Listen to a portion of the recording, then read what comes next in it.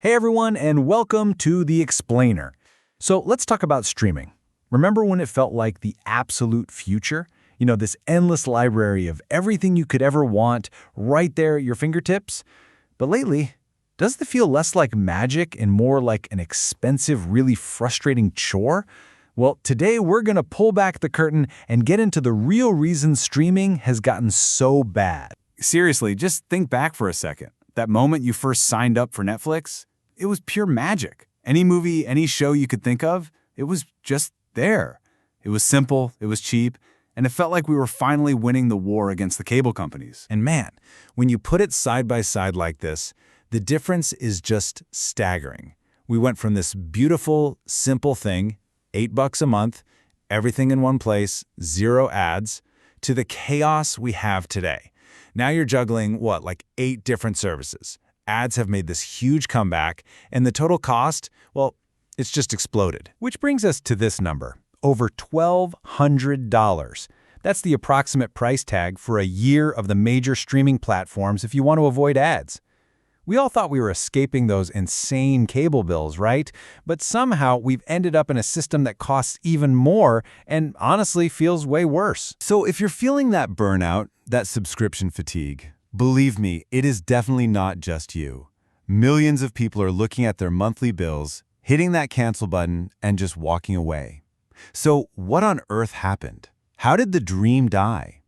That's the big mystery we're going to solve in this explainer. All right, let's get right into our first section, the new age of piracy. Because here's the thing, a bad, overpriced service doesn't just make people angry. It actively shoves them toward a free alternative that, in a lot of ways, is starting to look a whole lot better. It really is a death by 1,000 cuts, isn't it? I mean, you've got the price hikes that just never seem to stop. Then you have companies like Amazon suddenly forcing ads on Prime Video unless you pay even more.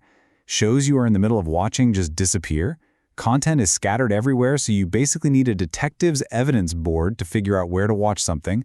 And on top of all that, it feels like the quality of new shows is just taking a nosedive. It's a complete erosion of trust. And this quote just gets to the absolute heart of the issue. Piracy isn't really a moral failure on the part of the audience. It's just an economic consequence.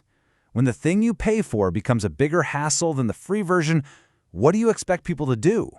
The industry is literally creating its own worst enemy. So, to really understand why this is all happening, we need to look past the shiny studio logos and the famous CEOs.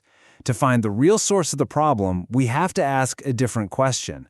Who actually owns Hollywood now? The key word here, the hidden force driving all of this, is a big one: financialization.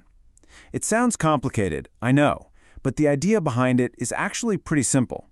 It's what happens when the goal of a business changes from, say, making great movies to just making money from the business itself.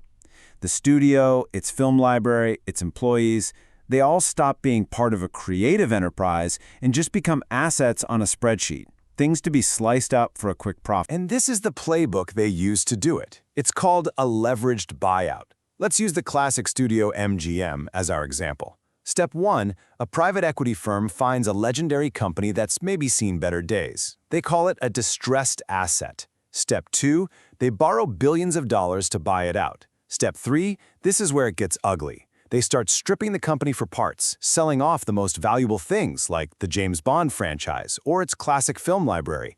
Step 4, they slash costs to the bone. We're talking massive layoffs, shutting down new movies. Step 5, after they've sucked all the value out, they sell the hollowed-out shell of the company for a huge profit and get out of there, leaving someone else to deal with the mess. And the MGM buyout wasn't some one-off deal. It was the starting pistol for a full-on gold rush. Over the next decade, all the major pillars of the entertainment industry started to fall. The biggest movie theater chains like AMC, the company that literally measures what we watch, Nielsen, other legendary studios like Miramax, even the huge talent agencies that represent the stars, all of them got bought up by financial firms running this exact same play. So you're probably asking yourself, okay, if this was such a massive, hostile takeover of an entire industry, why haven't I heard more about it? Well, take a look at who owns the press that's supposed to be reporting on Hollywood. The big names, Variety and The Hollywood Reporter, They're both owned by one single company, Penske Media Group, which is itself backed by, you guessed it, private equity.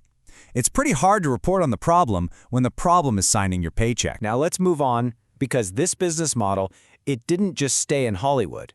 This exact same logic, this playbook, has been spreading all across the tech world. And it's a big reason why so many of the websites and apps you use every day just keep getting worse. It's a classic two-phase model. Some people call it expand and squeeze. Phase 1 is expand. Think about early Uber or Spotify. They burned through billions of dollars of investor cash to offer you an amazing service at a ridiculously low price. The goal wasn't profit. It was just growth. Get everyone using it. But once they have a giant, captive audience, they flip the switch to phase 2, the squeeze. And that's when they hike prices, the service gets worse, they add a bunch of new fees, and they try to wring every last cent out of the customers they've trapped. And this is precisely why the big streaming companies have jumped so aggressively into the squeeze phase. Just look at these insane losses from 2023. We are talking billions with a B. When you're losing money that fast, the pressure from your financial owners to turn a profit is enormous. And the quickest way to do that is to start squeezing the subscribers you already have. So the end result is a feeling we all know from the grocery store, shrinkflation. You know, when you open a bag of chips and it feels like it's half air, or your favorite candy bar is suddenly smaller but costs the same. That is exactly what's happening to streaming.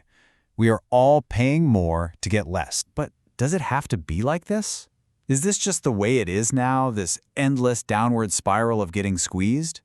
Well, for our last section, let's look at a really powerful counterargument. Let's check out a different philosophy from a whole other part of the digital world that suggests this entire problem is a choice. This quote comes from Gabe Newell. He's the CEO of Valve, the company behind the huge PC gaming platform Steam. And for years, his argument has been simple. The best way to beat piracy isn't with lawsuits or complex copy protection, it's by offering a superior service. He says piracy isn't a moral problem, it's a service problem. And this table just lays out the two opposing worlds perfectly. On one side, you have the squeeze model. A perfect example is the publisher Ubisoft, which recently turned off the servers for a game called The Crew, making it impossible to play, even though people paid for it, because you only licensed it. On the other side, you have Valve's service model. On Steam, you buy a game, you own it, it's yours. Their whole focus is on long-term value, on making a service so good that people want to pay for it. And this leads to the most infuriating irony in this whole situation.